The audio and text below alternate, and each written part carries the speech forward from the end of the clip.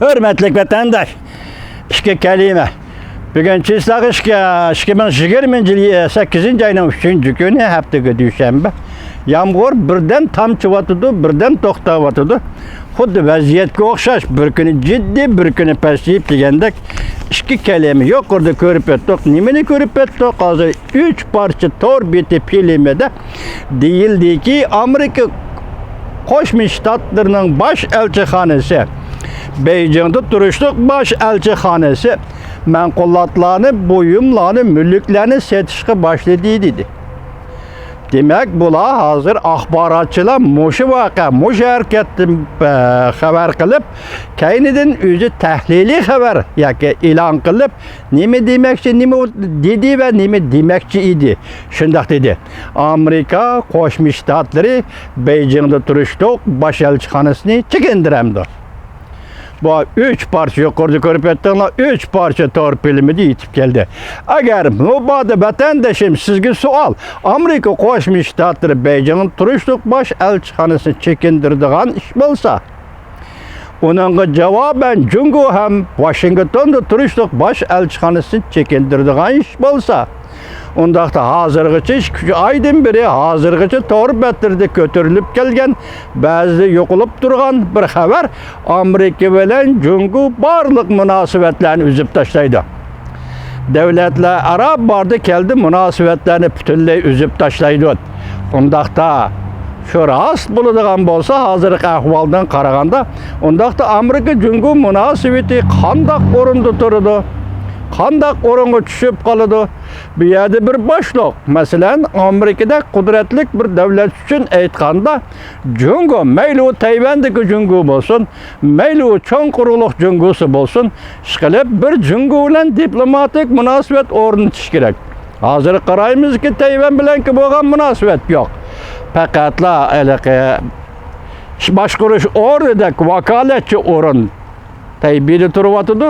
Vakolatchi organ Tayvanning Washingtonda turibdi. Bu bosh elchi darajalik emas. Masalan, Tayvan bilan diplomatik munosabat yo'q. Junxo Xalq Jamhuriyati hukumati bilan diplomatik munosabat uzilish oldida turdi deyli. Yuqorqi 3 xabarga asoslanib, undaqda Jungo Amerika munosabati qayerga bordi vatandosh? Bu boshliqni qaysi yo'l bilan to'ldirishi mumkin Amerika Qo'shma Shtatlari hukumati? Yengil emaslan Jungo bilan diplomatik munosabatni uzdi deylik. Bu boshliqni Amerika Qo'shma Shtatlari hukumati qaysi yo'l bilan to'ldirishi mumkin? Biz o'tgan tahlil qilgan dedikki. Undaqda atalmış tarixdagi Kuomintang partiyasi, ya'ni Tayvanga qochib kelganda birga elib kelgan Junxo Mingoy hukumati. Shundaqda Amerika Qo'shma Shtatlari Junxo Mingoy hukumatini e'tirof qilamdi yo'q.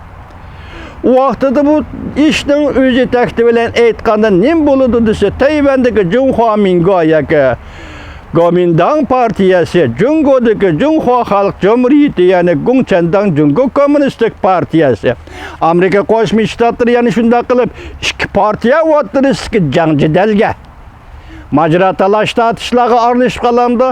Bunun özü şahsen men üçün aytqanda yaxshi munosabat emas. Bu yaxshi natija bermaydi vatandaşlar. Çünkü Amerika Qo'shma Shtatlari yaqinda shundoq dediki, masalan, O'Brien Aqsarayning bexatarlik maslahatchisi O'Brien dedi ki, biz sizlarga so'zladikki, bu 100 yil mobaynida bizning Jungo siyosatimiz mag'lub bo'ldi dedi. Şu mag'lub bo'lishning ichida Amerika Qo'shma Shtatlari 20-asrning 40-30 yillarida Kuomintang partiyasi bilan Kommunistik partiyaning Jungodagi jang va jidallariga aralashib mag'lub bo'ldi. O'Brien mag'lub bo'ldi deganda, mushu mag'lub bo'lishning o'zi ichiga oladi. Endi hozir vaziyat taqildab bu yerga yetib keldi. Ko'rdinglar vatandoshlar, hozir dedikki, 3 parça filmde nimdini manqulotlarni sotib bosh elchi Jungodan chekinib chiqandi, xo'sh. Undaqda boshliq, Nayt taqazzoi boshliq nemishqa Amerika Qo'shma Shtatlari Jungo deydigan bir ism bilan yoki Junxo Mingo deydigan bir ism bilan yoki Junxo Xalq Jamhuriyati deydigan bir ism bilan ish qilib, Jungo yoki China deydigan bir ism bilan diplomatik munosabat o'rnatish kerak. Bu boşluqni uzun zaman tashlab qo'yish mumkin emas. Xalqaro tartib, xalqaro qonunlar, xalqaro munosabatlarda buni uzun yil tashlab qo'yish mumkin emas. Buni qo'yib turaylik. Endi asosli fikrimiz va tafakkurimizni qayerga og'diramiz vatandosh? Agar Amerika Qo'shma Shtatlari Jumhur Xalq Respublikasi bilan diplomatik munosabatni uzadigan bo'lsa, uningdan keyin ikki davlatning munosabati qaysi chekka va qaysi darajaga tushib qoldi? Qaysi o'lchakka tushib qoldi? Kechiringlar, yomg'ir yog'ib ketdi vatandoshlar.